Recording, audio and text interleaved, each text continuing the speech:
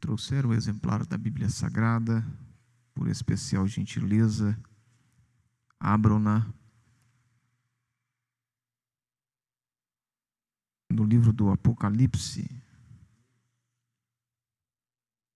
capítulo de número 2,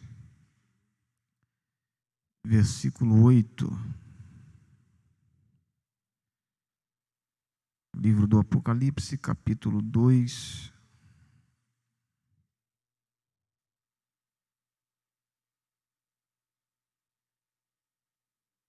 versículo 8 ao versículo de número 11. Tomaremos estes textos para a nossa reflexão bíblica doutrinária esta noite. Os que acharam poderiam dizer amém.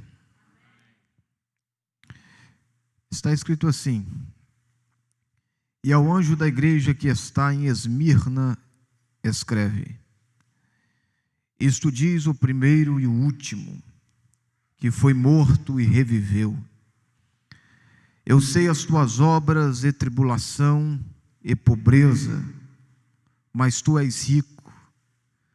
E a blasfêmia dos que se dizem judeus e não o são, mas são a sinagoga de Satanás. Não temas das coisas que hás de padecer. Eis que o diabo lançará alguns de vós na prisão, para que sejais tentados, e tereis uma tribulação de 10 dias. Sê fiel até a morte, e dar-te-ei a coroa da vida. Quem tem ouvidos, ouça o que o Espírito diz às igrejas. O que vencer não receberá o dano da segunda morte.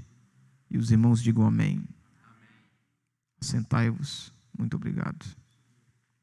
Pai, em o nome de Jesus Cristo, o teu amado Filho, estaremos meditando na tua santa, bendita e inerrante palavra. Traga ao nosso coração edificação, consolação e exortação por meio da exposição das tuas sagradas Escrituras. É o que eu quero lhe pedir, agradecido esta noite, no nome de Jesus. Amém. Amados, mantenha sua Bíblia aberta, por gentileza. Dai-me a sua atenção dentro do tempo que nos é proposto, para a glória e louvor do nome de Jesus Cristo. A nossa proposta esta noite é sequenciarmos uma série de exposições e meditações que estamos fazendo com base neste texto, apocalíptico, propriamente dizendo a respeito das 7 igrejas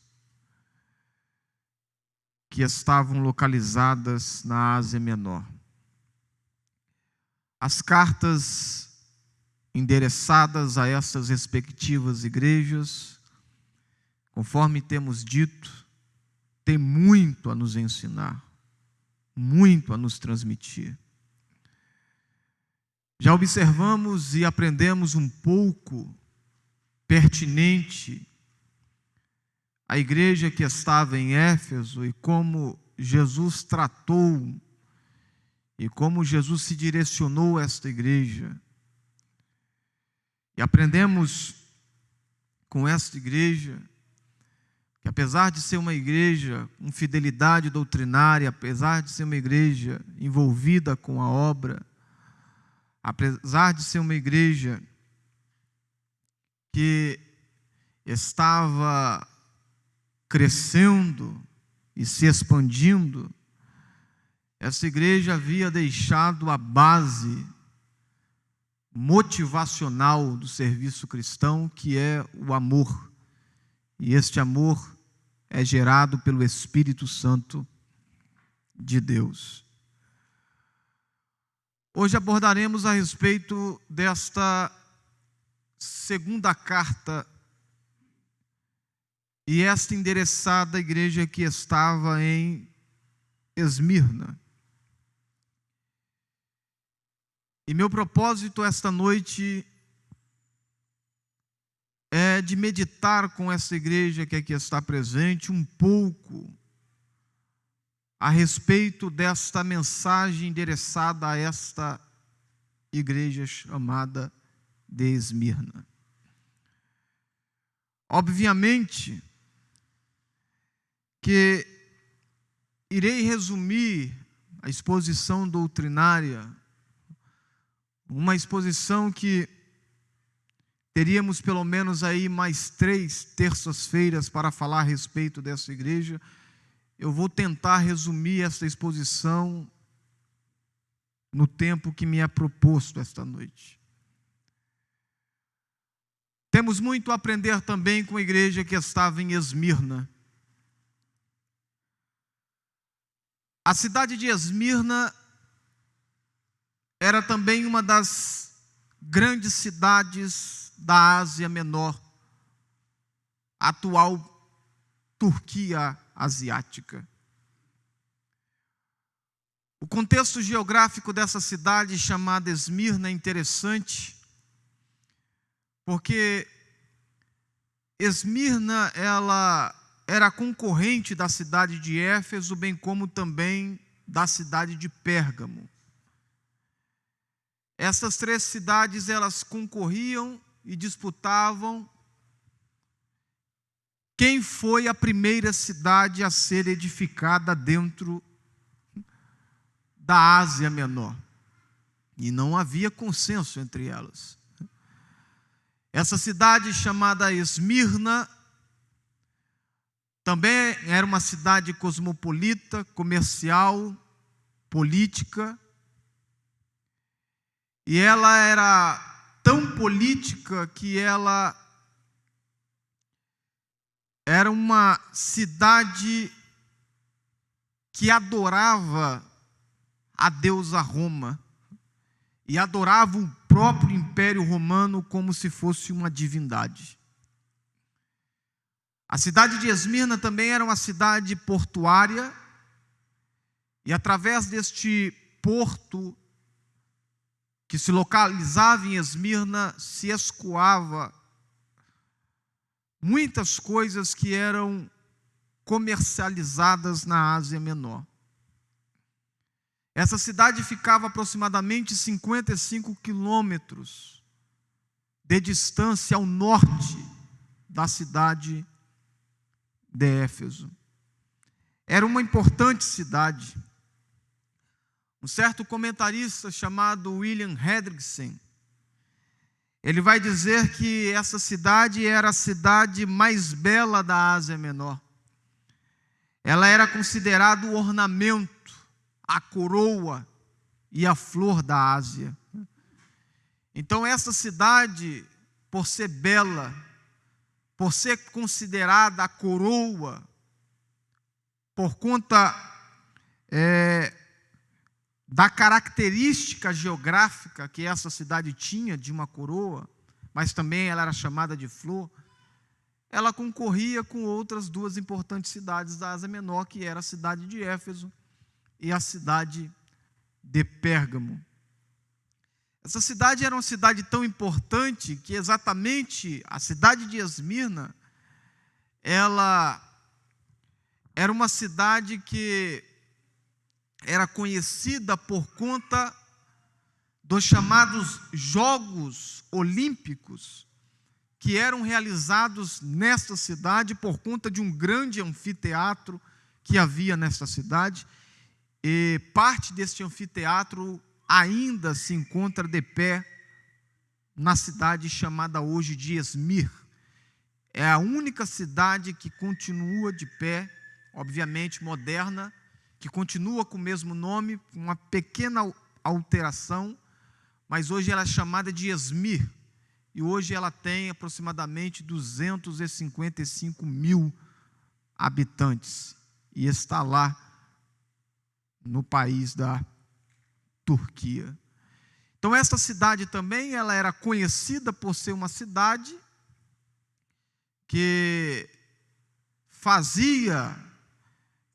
tinha nela os chamados Jogos Olímpicos, e ela era uma espécie de capital de Jogos Olímpicos dentro do vasto Império Romano. Isto fazia com que a cidade de Esmirna fosse uma cidade que ficava abarrotada de pessoas vindo de todas as partes do vasto Império Romano. O contexto religioso dessa cidade era como os demais contextos que tinham como predominância a cultura grega, a cultura helênica.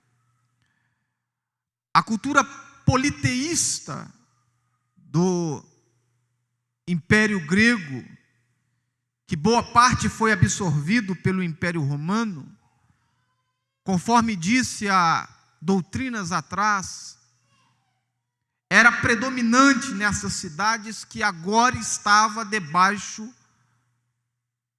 do poderio do Império de Ferro, chamado Império Romano. E a idolatria também predominava na cidade de Esmirna. Na cidade de Esmirna havia um monte chamado Monte Pagos. E neste monte, no acrópole deste monte, no cume deste monte, havia uma magnífica arquitetura com os templos dedicados a divindades do panteão grego e também do panteão romano. Templos erigidos à deusa Cibeles, ao deus Zeus, à deusa Afrodite, ao deus Apolo e ao deus Esculápio. Todas essas divindades tinham templos erigidos no acrópole deste monte chamado Monte Pagos. E é exatamente este contexto que aqueles que estabeleceram uma igreja em Esmirna vai encontrar ao chegar ali na cidade de Esmirna. Uma cidade imponente e opulenta, mas que, por meio da pregação do Evangelho, receberia uma humilde igreja que chegaria debaixo do poder do Espírito Santo para ali estabelecer a igreja de Cristo. Não se sabe exatamente quais foram as pessoas que estabeleceram a igreja naquela cidade, que levaram o evangelho naquela cidade. Se depreende do texto de Atos dos Apóstolos, capítulo 19, versículo 10, que foi por meio da pregação, por meio da obra realizada pelo apóstolo Paulo na Ásia Menor, que aquela igreja também foi estabelecida. E o texto em Atos capítulo 19, versículo 10 vai dizer: e durou isto por espaço de 2 anos, de maneira que todos os que habitavam na Ásia ouviram a palavra do Senhor Jesus, assim judeus e gregos. Deste texto se depreende que a igreja que estava em Esmirna se iniciou também por ocasião da 3ª viagem missionária do apóstolo Paulo, conforme Atos dos Apóstolos, capítulo 19. A igreja estava estabelecida, a igreja havia se iniciado, o evangelho estava sendo pregado, divulgado, disseminado ali naquela cidade. Mas agora nós estamos diante de uma carta que é enviada pelo apóstolo João, mas a mando de Jesus. E esta carta, ela vai nos revelar inúmeras lições para os crentes daquele tempo e para os crentes do nosso tempo. há uma mensagem de Jesus que fora endereçada para a igreja daquele tempo, mas também há uma mensagem de Jesus endereçada para a igreja do nosso tempo. Obviamente que a linha que eu estou usando ao longo dessas terças-feiras não é uma linha que alguns adotam, dizendo que as 7 igrejas fala dos 7 períodos da história da igreja aqui na terra. Eu não entrei dentro desta linha, mas a linha que estamos tomando para exemplificar a exposição doutrinária é que as mensagens endereçadas, as mensagens reais endereçadas àquelas igrejas reais, retratavam uma realidade espiritual que as igrejas da Ásia Menor estavam vivenciando, estavam vivendo. E também as mensagens endereçadas àquelas respectivas igrejas atravessaria os séculos e chegaria até os nossos dias. E vai chegar enquanto a igreja estiver aqui na terra, porque esta mensagem é para a igreja de ontem, mas também é para a igreja de hoje. Então, esta mensagem endereçada à igreja que estava em Esmirna tem muito a nos ensinar. Em primeiro lugar, Jesus ele vai se apresentar a esta igreja conforme ele também se apresenta para as demais igrejas. E em cada apresentação de Jesus, o apóstolo João vai extrair alguma característica detalhada, vista por ele, na visão do Cristo glorificado, conforme o capítulo 1, versículo 13 ao versículo 18. Para a igreja que estava em Éfeso, Jesus ele vai se apresentar como aquele que segura firmemente na sua destra as 7 estrelas e que anda no meio dos 7 castiçais de ouro. Agora, para a igreja que estava em Esmirna, Jesus ele vai se apresentar, conforme o texto, você pode conferir isso na sua Bíblia, como o primeiro e o último, que foi morto e reviveu. Aqui tem toda uma questão histórica, e não vou entrar porque senão tomarei bastante tempo. Mas, quando Jesus ele se apresenta à igreja que estava em Esmirna, como o primeiro e o último, e como aquele que foi morto e reviveu, ele está querendo transmitir uma grande verdade para a igreja que estava em Esmirna. E também está querendo transmitir uma grande verdade para a igreja contemporânea, para a igreja do nosso tempo. Por quê? Jesus ele vai se apresentar à igreja em 2 aspectos. Ele se apresenta como o primeiro e o último, e ele se apresenta como aquele que foi morto e reviveu. Nosso Senhor se apresenta à igreja como aquele que tem o controle de todas as coisas. E esta apresentação é quando ele fala que ele é o primeiro e o último. Jesus se apresenta como aquele que é antes mesmo da eternidade. E ao mesmo tempo, ele se apresenta como aquele que é depois da eternidade. Jesus ele se apresenta também como aquele que é antes do tempo e depois do tempo. Jesus se apresenta como aquele que é antes da história e depois da história. Contudo, ele controla a eternidade, ele controla o tempo e ele controla a história. Ele está antes da eternidade e está depois da eternidade. Ele está antes do tempo e está depois do tempo. Ele está antes da história e está depois da história. Por isso ele vai se revelar à igreja: eu sou o primeiro e eu sou o último. Aí entra uma palavra. Alguém diz: a última palavra está com Deus. Concordo, mas a primeira palavra também está com Ele. Quando ele diz: eu sou o primeiro e eu sou o último, quando ele diz: eu sou o primeiro, ele quer dizer, depois que eu falo,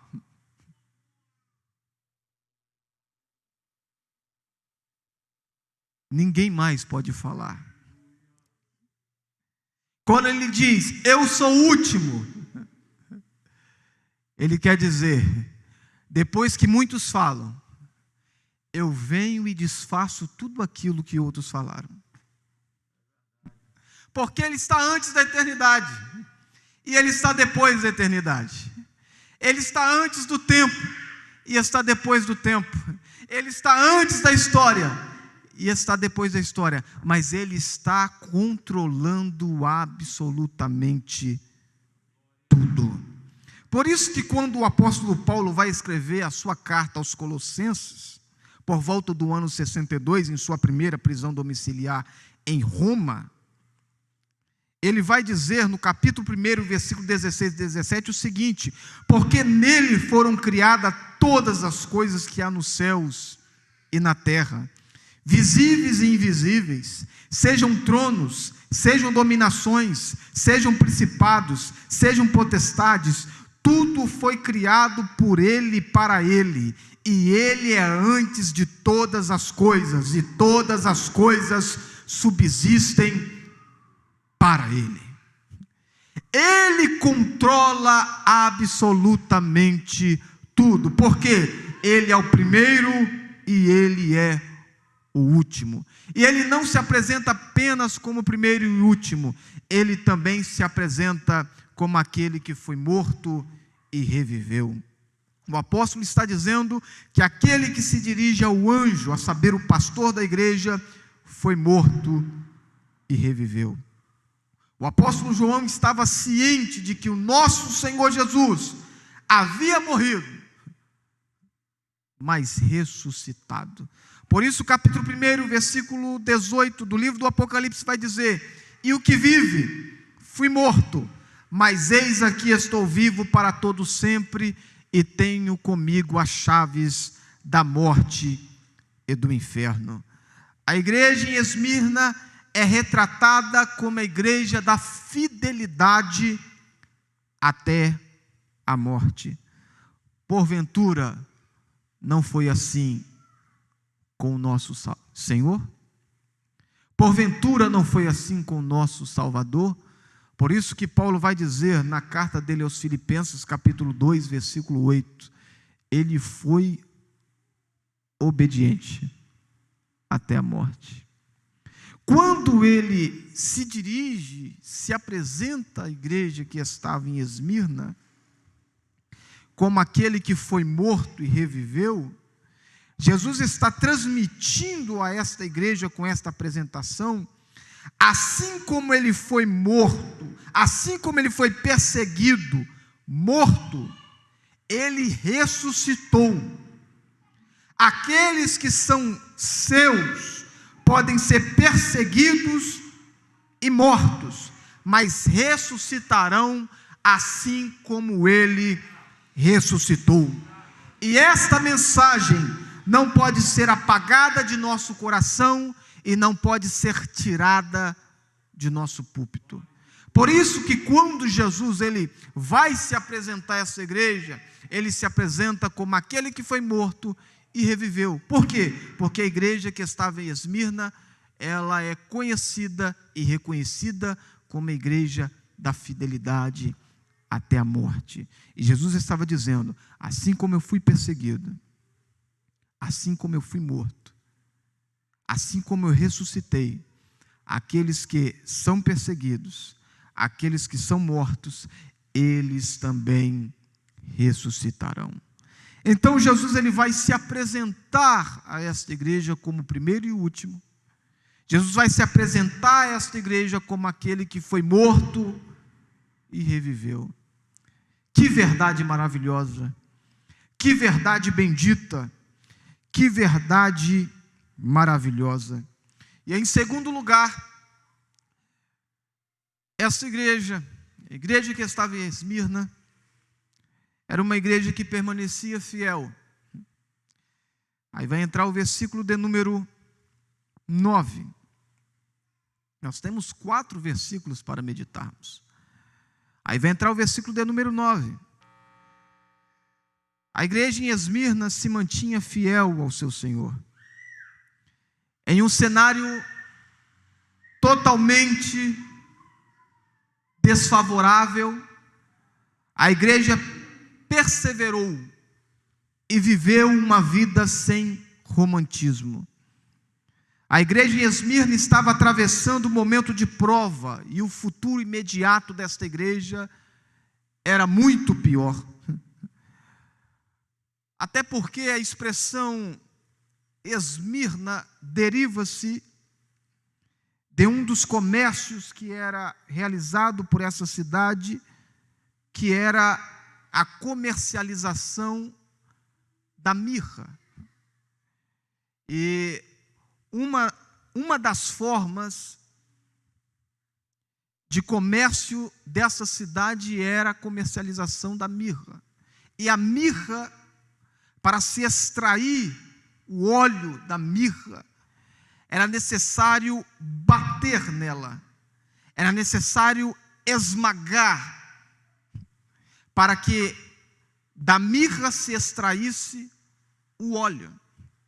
Então, a igreja que estava em Esmirna, ela tinha muito a ver com a realidade desta árvore, a saber, da mirra. Por quê? Porque a igreja que estava em Esmirna estava em um contexto desfavorável.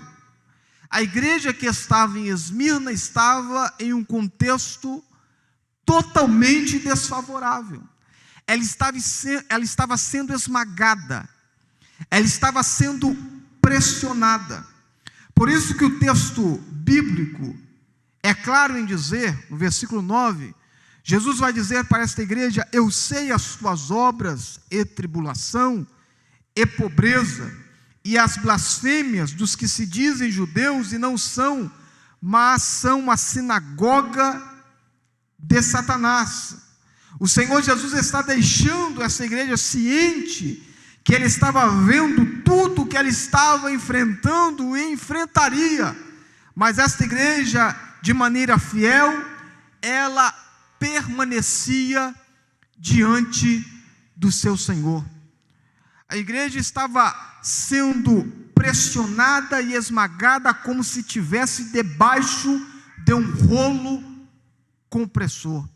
Mas esta igreja, ela continuava, esta igreja, ela permanecia fiel ao seu Senhor.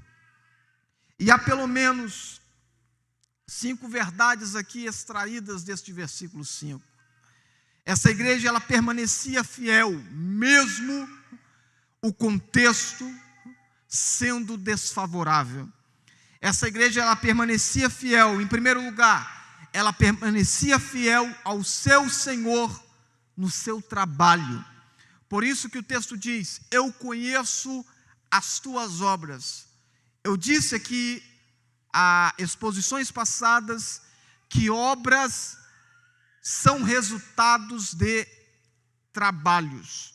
Quando Jesus diz a essa igreja: eu conheço as tuas obras, ele não está falando de más obras, ele está falando de boas obras.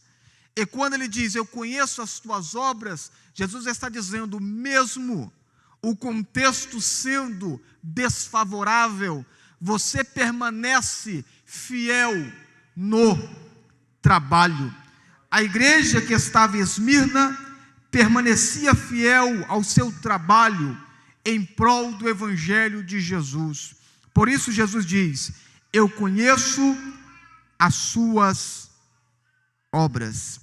Esmirna nos ensina que é possível gerar, mesmo vivendo em meio ao ardor da perseguição. Quanto mais esmagada, mais ela exalava o bom cheiro de Cristo. Escute isto, memorize isto, que isso é tremendo. É possível gerar, mesmo em meio ao ardor da perseguição. É possível gerar, mesmo em meio à dor. Até porque as mamães que aqui estão sabem que primeiro vem a dor, depois vem a herança. Primeiro vem as contrações, depois vem a criança nos braços. É possível gerar, mesmo em meio à dor. Agora, dentro do contexto obra de Deus, quanto maior a dor, maior será a vitória. Quanto mais contrações tivermos, maior será o milagre que nascerá. Então essa igreja, ela está nos mostrando que é possível trabalhar, mesmo em meio à dor. Os mais belos hinos e poesias foram escritos em tribulação. É em meio à dor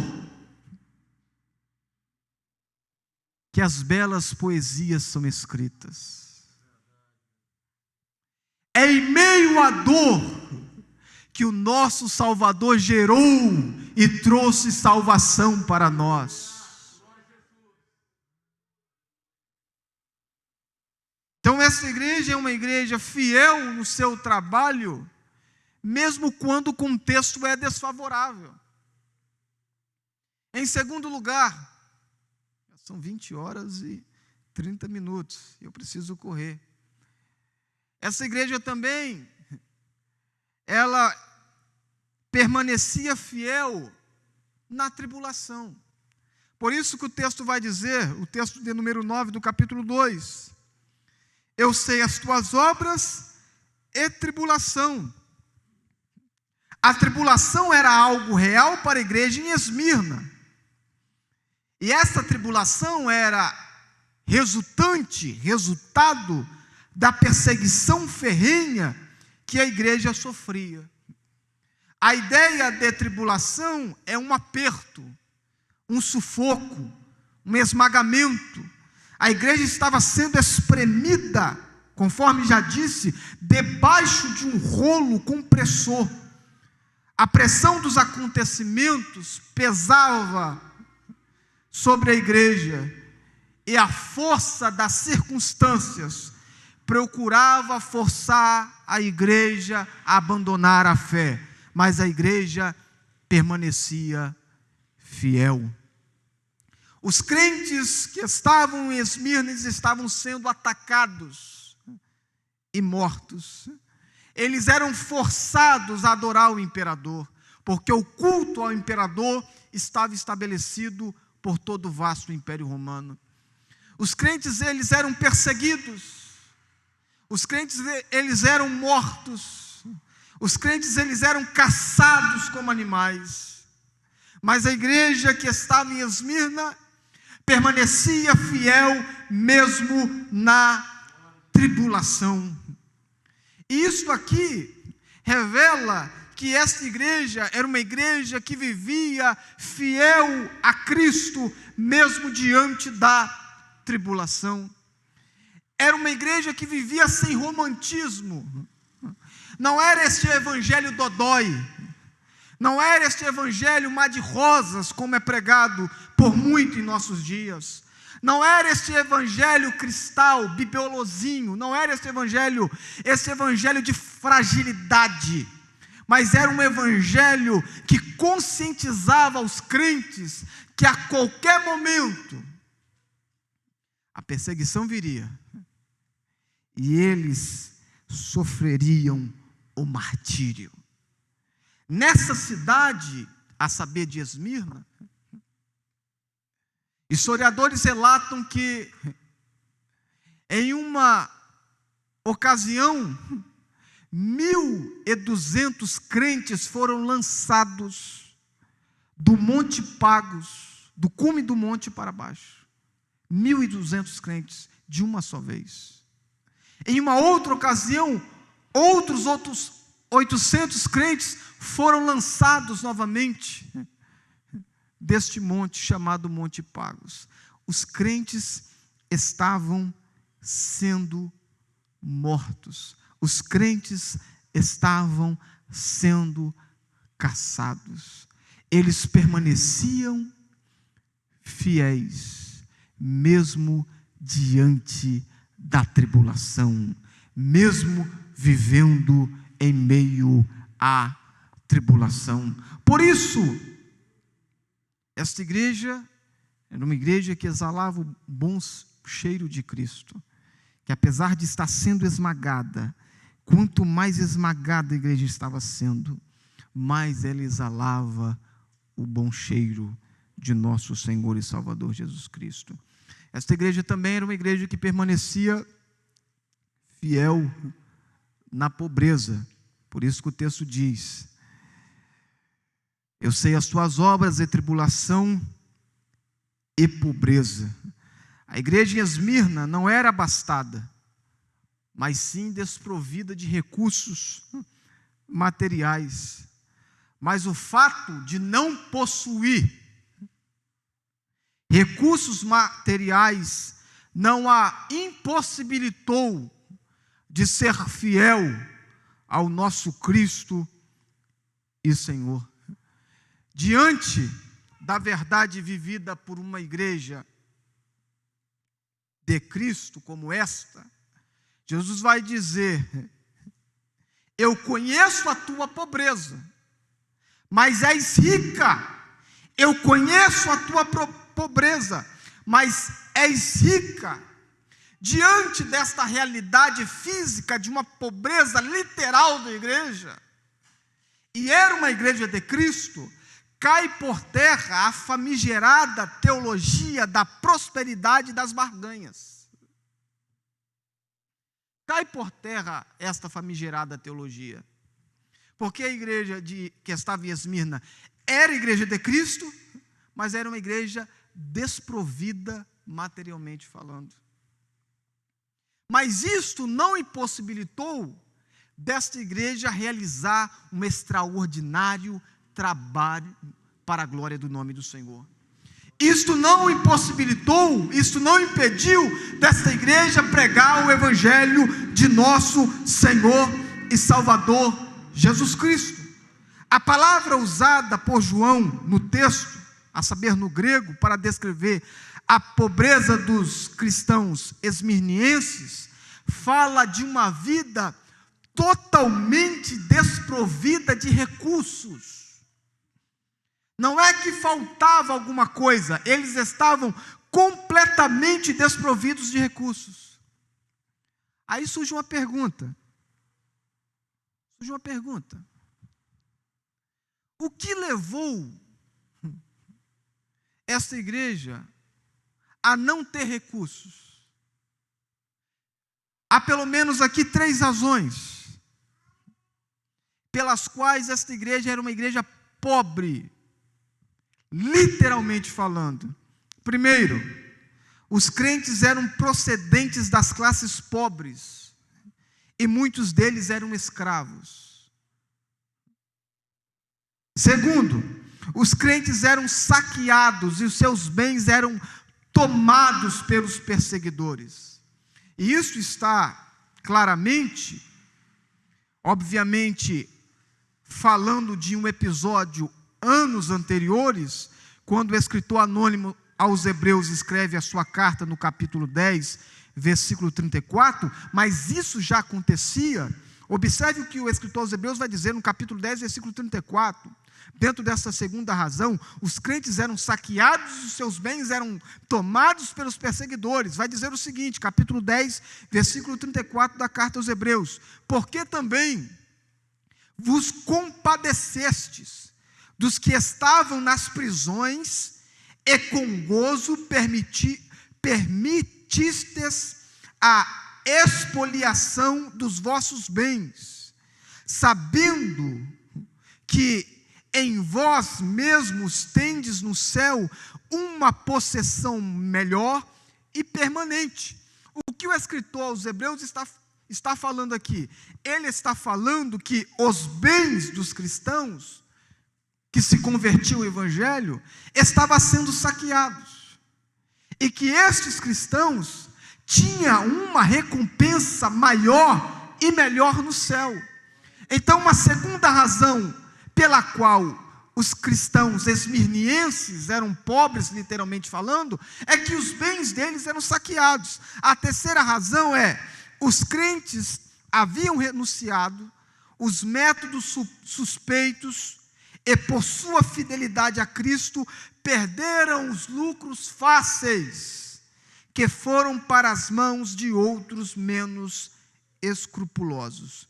A pobreza de uma igreja nunca foi e nunca será motivo para infidelidade. É possível ser pobre, literalmente falando, mas ser fiel a Cristo. Mas Jesus disse a essa igreja, se eu fosse falar aqui das riquezas da igreja espiritual, eu ficaria aqui bastante tempo. Mas Jesus disse a essa igreja: eu conheço a tua pobreza, mas és rica. Esta igreja era uma igreja pobre literalmente, mas era uma igreja rica espiritualmente. Ela era uma igreja rica dos dons espirituais, ela era uma igreja rica dos dons ministeriais, era uma igreja rica de fé, ela era uma igreja rica espiritualmente falando. Isto fazia com que esta igreja fosse uma igreja destemida, isto fazia com que esta igreja fosse uma igreja perseverante e que permanecia fiel mesmo em meio a uma pobreza, literalmente falando. É possível ser desprovido de bens e permanecer fiel a Cristo. Tanto a pobreza quanto a riqueza não pode ser fator para uma fidelidade. Nossa fidelidade a Cristo independe de nossa condição financeira.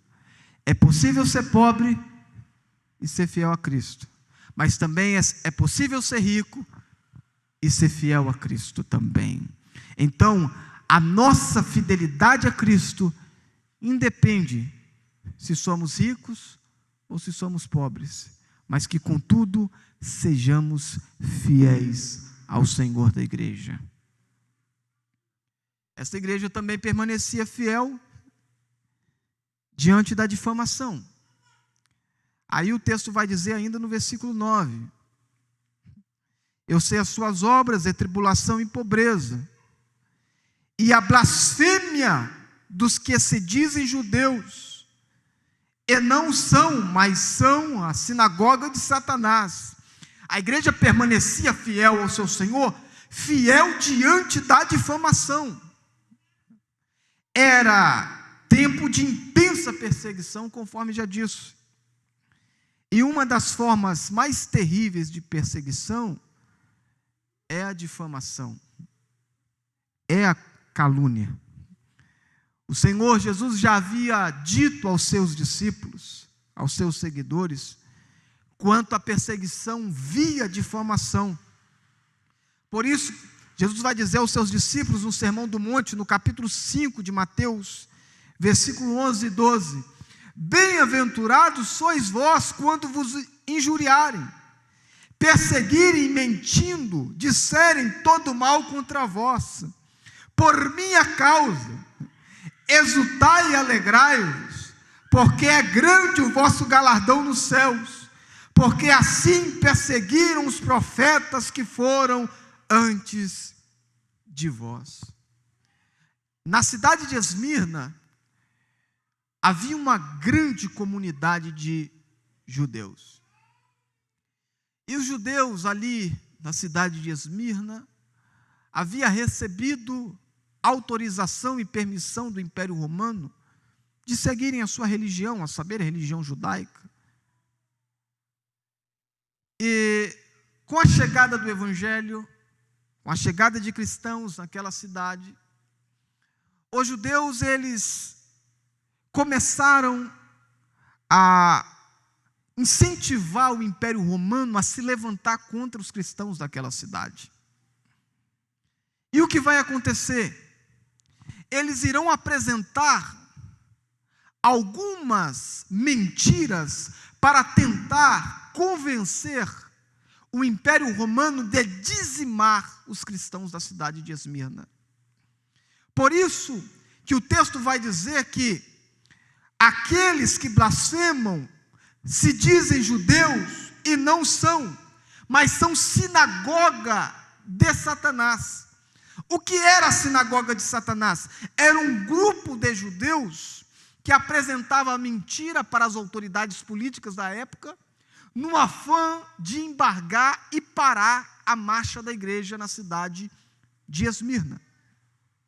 Por isso, eles procuravam envenenar a mente tanto do poder político quanto dos moradores da cidade de Esmirna, tentando dizimar, tentando parar a igreja que estava em Esmirna por meio da difamação. Alguém disse o seguinte: aqueles que usam a arma das acusações levianas são sinagoga de Satanás. Todos aqueles que procuram difamar a obra de Deus, que procuram manchar a obra de Deus, por meio da mentira, por meio da difamação, a Bíblia chama estes de sinagoga de Satanás. A Bíblia chama estes de grupo de Satanás. Todos aqueles que vêm com a mentira, tentando prejudicar a igreja, tentando prejudicar a obra de Deus, são chamados de sinagoga de Satanás. A expressão é forte, mas é essa expressão usada por Cristo. A igreja estava sendo difamada, a igreja estava sendo caluniada, mas a igreja, ela permanecia fiel mesmo diante da difamação. E qual era a base que eles usavam? Pelo menos 5 bases eles usavam, difamando a igreja para colocar o Império Romano contra a igreja e para colocar os moradores da cidade de Esmirna contra a igreja que ali estava. Pelo menos 5 acusações. Primeiro, a igreja que estava sendo acusada, difamada, ela estava sendo acusada de canibalismo. Por que a igreja estava sendo acusada de canibalismo? Porque era celebrado a ceia do Senhor. E os cristãos, por hábito, tinham também, assim como nós, por hábito dizer: nós comemos do corpo e bebemos do sangue.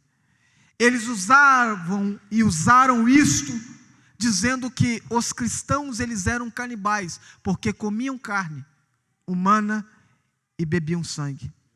Uma segunda acusação que era feita para tentar parar a igreja, eles acusavam a igreja e acusavam os cristãos de serem imorais. Por que eles acusavam os cristãos de serem imorais? Porque havia uma festa, havia uma refeição que era realizada antes da Eucaristia, chamada de Santa Ceia, antes da Santa Ceia chamada de Festa Ágape, chamada Festa do Amor.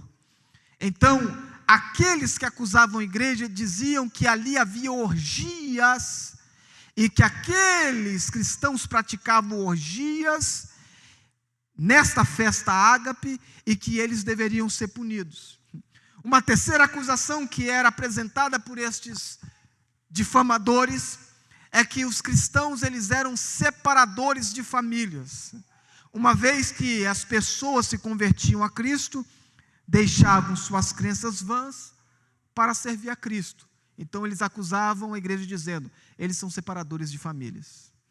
Uma quarta acusação apresentada por estes, que eram sinagogas de Satanás, é que os cristãos, eles eram ateus. Isto por não se dobrarem diante de imagens de vários deuses. Então eles acusavam os cristãos de serem ateus. Uma quinta acusação que eles apresentavam tentando para a igreja que estava em Esmirna, é que eles eram desleais ao império. Por quê? Por negarem a dizer que César era o Quírios, por negarem a dizer que César era o Senhor. A difamação dói os ossos, conforme o salmista disse. Que momento difícil vivido pelos nossos irmãos em Esmirna. Temos que aprender com estes cristãos. A perseguição caluniosa não foi possível para deter a operosidade da igreja dos mártires. Exultemo-nos e alegremo-nos pela perseguição via mentira e acusação, pois estamos sofrendo aquilo que o nosso Senhor sofreu e aquilo que muitos piedosos servos de Cristo sofreram ao longo da história da igreja. Deixa eu caminhar para o final. Essa igreja também era uma igreja fiel, que permanecia fiel a Cristo, fiel na prisão. Aí o versículo 10 vai dizer: nada tema das coisas que hás de padecer, eis que o diabo lançará alguns de vós na prisão, e tereis uma tribulação de 10 dias. Deixa eu parar aqui. Essa igreja permanecia fiel na prisão. Os crentes em Esmirna seriam provados, pois seriam lançados em prisões pelo diabo. O diabo estava por trás daqueles que faziam parte da sinagoga. O diabo estava por trás daqueles que estavam difamando, acusando os cristãos. Por isso que o texto diz: eis que o diabo lançará alguns de vós na prisão. Obviamente que seriam tentados pelo diabo e provados por Deus.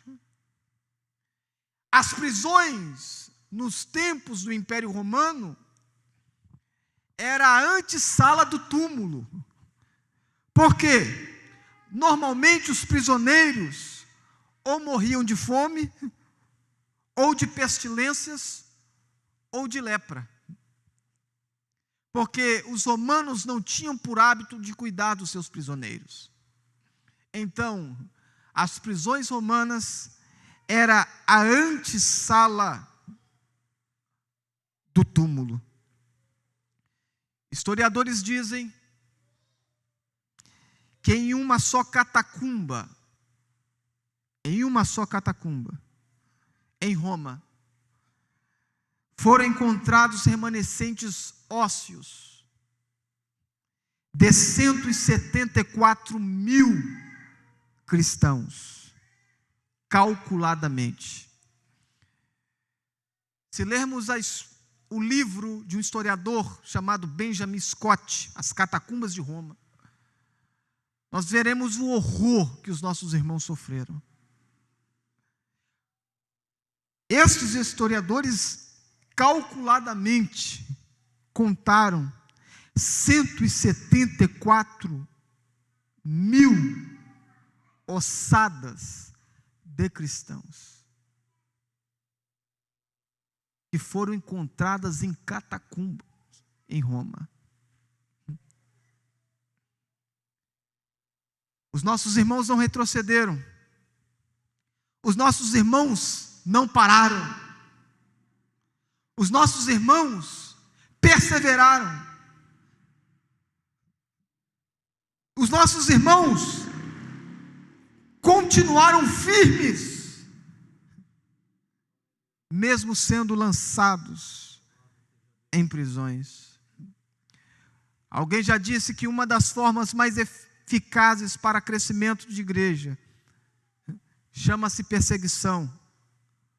Os falsos recuam e os verdadeiros avançam e triunfam em Cristo. Os cárceres nunca foram capazes de parar a propagação do Evangelho. Seja onde for. O apóstolo Paulo sabia disso. Por isso que quando ele escreve a sua segunda carta pastoral a Timóteo, capítulo 2, versículo 9, ele vai dizer o seguinte: pelo que sofro trabalhos e até prisões, como malfeitor, mas a palavra de Deus não está presa. Os nossos irmãos eram lançados em prisões, mas a palavra de Deus, ela continuava livre, ela continuava solta, ela continuava sendo pregada. E para encerrar, essa igreja, os cristãos, eles possuíam uma fidelidade até a morte. Por isso que a parte final do texto vai dizer: ser fiel até a morte. Esta é a palavra de nosso Senhor à igreja em Esmirna: fidelidade até a morte. A história da igreja sempre foi marcada com o sangue dos mártires. Justino mártir chegou a dizer que o sangue dos nossos irmãos eram como sementes. Quanto mais eram derramados, mais cristãos surgiam pregando o Evangelho. Ser fiel até a morte. Ser fiel até a morte. Jesus havia anunciado em Atos dos Apóstolos, capítulo 1, versículo 8, que a igreja seria revestida do poder do Espírito Santo para ser testemunha, e os cristãos para serem testemunhas. E este poder condicionaria estes cristãos a pregarem o Evangelho com ousadia, mas não apenas a pregarem o Evangelho com ousadia, mas condicionaria estes cristãos a permanecerem fiéis a Cristo, mesmo diante da morte. Porque a expressão ali é mártires. Mártires. O poder não é apenas para pregar o Evangelho, o poder também é para nos condicionar a ser fiel, mesmo diante da morte. Ser fiel até a morte. Jesus está dizendo: ser fiel até a morte. Ser fiel até a morte. Ser fiel. O apóstolo Paulo responderia, conforme Romanos capítulo 8, versículo 36, por amor de ti somos entregues à morte todo dia. Jesus diz: ser fiel. O apóstolo Paulo responderia, conforme Atos dos Apóstolos, capítulo 20, versículo 24: mas em nada tenho a minha vida por preciosa, contudo que eu cumpra a carreira que me está proposta. Policarpo, que foi bispo em Esmirna, que viveu entre o ano 69 e 159 depois de Cristo, foi discípulo do apóstolo João. Ele foi capturado, ele foi preso, ele foi levado para uma arena, e alguém disse para ele: negue este Jesus, senão você vai ser devorado por feras. E Policarpo disse: eu não nego este Jesus. Pegaram Policarpo, colocaram Policarpo em uma estaca, e disse para Policarpo: negue este Jesus. Policarpo também foi pastor de Esmirna. Negue este Jesus. E Policarpo disse: eu não nego este Jesus. E eles disseram: nós iremos acender as chamas. E Policarpo começou a rir, ao ponto de dizer, quem relata isso é Eusébio de Cesareia, historiador do 3º para o 4º século da era cristã. E Policarpo vai dizer: pode acender as chamas. Pode acender as chamas. As chamas que aguarda vocês as chamas do inferno, e ela é muito mais quente ela é muito mais abrasadora do que essas chamas que vocês estão prestes a acender. A história diz que acenderam a chama, acenderam o fogo, e se formou um círculo em torno de Policarpo que não o queimou. Aí alguém veio com uma adaga e deferiu um golpe em Policarpo. Mas antes de morrer, Policarpo disse: eu estou com 86 anos, e o meu rei Jesus nunca me fez mal algum. Como eu posso negar aquele que sempre me ajudou?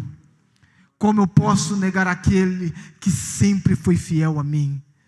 Como eu posso negar aquele que sempre me sustentou? E Policarpo morreu como um mártir. Ele tombou aqui, mas se levantou lá. Ele tombou aqui, mas se ergueu lá. Por isso Jesus disse: ser fiel até a morte. E o que vai acontecer? O versículo 10, a parte final vai dizer: dar-te-ei a coroa da vida. Esta fidelidade sempre resultará em recompensas eternas para a igreja. A coroa da vida é para aqueles que são tentados e provados e que amam ao Senhor, conforme Tiago capítulo 1, versículo 12. As palavras de nosso Salvador ainda soam: porque qualquer que quiser salvar a sua vida, perdê-la, mas qualquer que por amor de mim perder a sua vida, a salvará. Jesus foi obediente até a morte, e morte de cruz, conforme Filipenses capítulo 2, versículo 8. Ele foi da cruz até o trono. Não existe coroa da vida na eternidade sem a cruz da vida aqui. Memorizou? Não existe coroa da vida na eternidade sem a cruz da vida aqui. Só teremos coroa, seja incorruptível, seja de glória, seja da justiça, ou seja da vida lá, se carregarmos a nossa cruz aqui. Porque não existe coroa da vida na eternidade sem a cruz da vida aqui. Aí a mensagem vai encerrar no versículo 11, quando Jesus diz: ao que vencer. Quem está dizendo é o Espírito Santo. O mesmo Espírito que disse para a igreja que estava em Éfeso, está dizendo para a igreja que estava em Esmirna: ao que vencer, não receberá o dano da segunda morte. Os cristãos estavam morrendo, mas a promessa de Jesus para os cristãos vencedores era: aqueles que permanecerem fiéis, mesmo diante da morte, não receberão o dano da segunda morte. E o que é a segunda morte? A segunda morte é separação espiritual eterna, definitivamente, da presença de Deus. E isto vai acontecer por ocasião do juízo final, conforme o capítulo 20, versículo 13 ao versículo 15 do Apocalipse. Então, os cristãos poderiam tombarem lá, mas eles receberam a promessa de não sofrerem o dano da segunda morte. Podemos enfrentar até o martírio, mas escaparemos do inferno, que é a segunda morte, e entraremos no céu, que é a coroa da vida. Precisamos ser fiéis até a morte, mas a segunda morte não poderá nos atingir. Podemos perder a nossa própria vida, mas a coroa da vida nos será dada. Venceram na vida com Cristo, para vencerem a morte em Cristo. Venceram na vida com Cristo, para vencerem a morte em Cristo. Concluímos dizendo: a igreja em Esmirna é um exemplo a ser seguido por todas as gerações. Uma igreja sem romantismo, cristãos genuinamente práticos, que foram fiéis mesmo diante da morte.